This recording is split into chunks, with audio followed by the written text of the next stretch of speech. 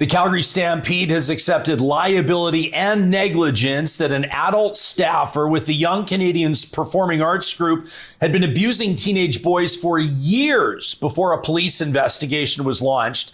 Danielle Aubry has been working in the field of sexual violence in the Stampede City for more than 30 years. George Chahal, formerly a Calgary councillor, is now a member of parliament in Calgary Skyview. He says the feds need to pull Stampede funding until the organization makes it right. We talked to both of them in this episode of Real Talk. This kind of scenario is not unique when you look at sort of how sexual violence happens, particularly child sexual abuse. We know that people who choose to perpetrate these kind of crimes often have many, many victims. They create scenarios where they have access to children. After originally denying any wrongdoing, they've now agreed to pay 100% of liability damages. The Stampede said it, quotes, take full responsibility. There are very, very few people and organizations that actually come out and take accountability. So I do have to give them some credit for that. The scandal involving the Young Canadians, a lot of people feel like it's an attack on them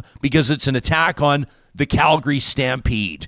Same goes with the Catholic Church. Can we get into it? You have hit on like one of the key dynamics that exists that keeps this issue silent. I know what the Stampede means to this city. Yeah, you can hold on to that. You can keep that, but that cannot push away the other realities that might exist in an institution as large as that. It's the same for the Catholic Church. We're not attacking the religion when we talk about sexual abuse in the Catholic Church. We're talking about an ugly, ugly reality that has been allowed to exist. There have been many, many people and part of the structures that have been complicit in allowing this to happen. We're going to be talking to Member of Parliament George Chahal next, former Calgary City Councillor, and he suggested he'd like to see his government, the Liberal government, pull federal funding for the Stampede. I had somebody fire back at me yesterday, and they said, oh yeah, the guy that was accused of mailbox tampering, that's your number one thing? It's not the more than 70 young people connected to this class action lawsuit. It's not the cover up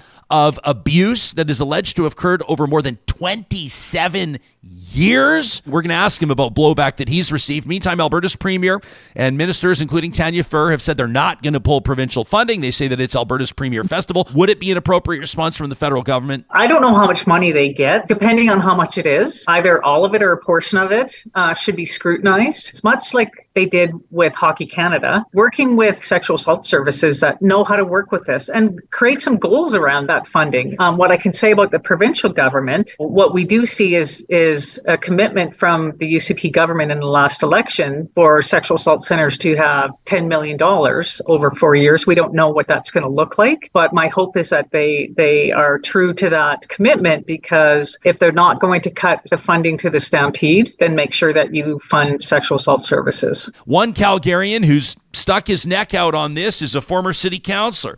He's now the Liberal member of Parliament for Calgary Skyview, and he joins us live. It's George Chahal. All of us should be standing forward at all levels of government, supporting transparency and accountability. These children and youth that were abused over 2 decades, and how this was covered up. So what I would like is answers, and I would like others to stand up and say why they don't want accountability and transparency of this organizations and all the other organizations that government provides funding to.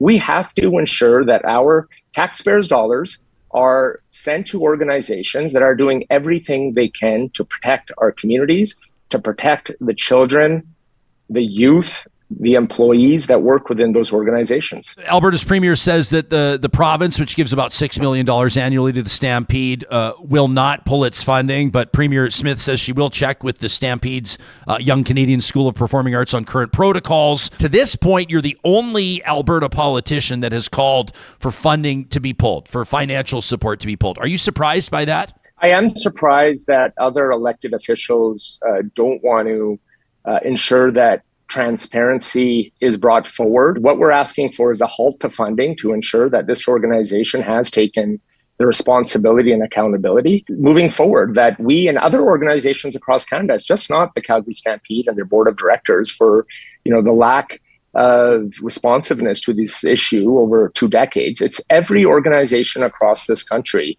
that governments fund, every order of government funds, need to be held accountable, need to be transparent. Ron Liepert is a Calgary member of parliament, a Conservative MP, obviously has had a career in provincial politics as well.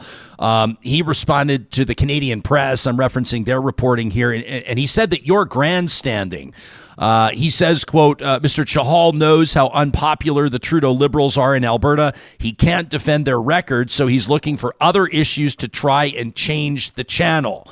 Well, I'd say he's grandstanding. I did not bring politics forward I'm standing up for the victims. I'm standing up for the children and youth in our community that were abused. So it's unfortunate that an elected official would call that grandstanding. All of us should be standing forward at all levels of government, supporting transparency and accountability. This organization is very powerful in the Calgary contest. It does provide a lot of economic benefits throughout the city, but that should not take away for the responsibilities that the organization has in ensuring the protection of its employees and the children and youth that work there, that perform there. Since I've come forward to support the victims and to highlight this, I mean, there's been a lot of support from the community.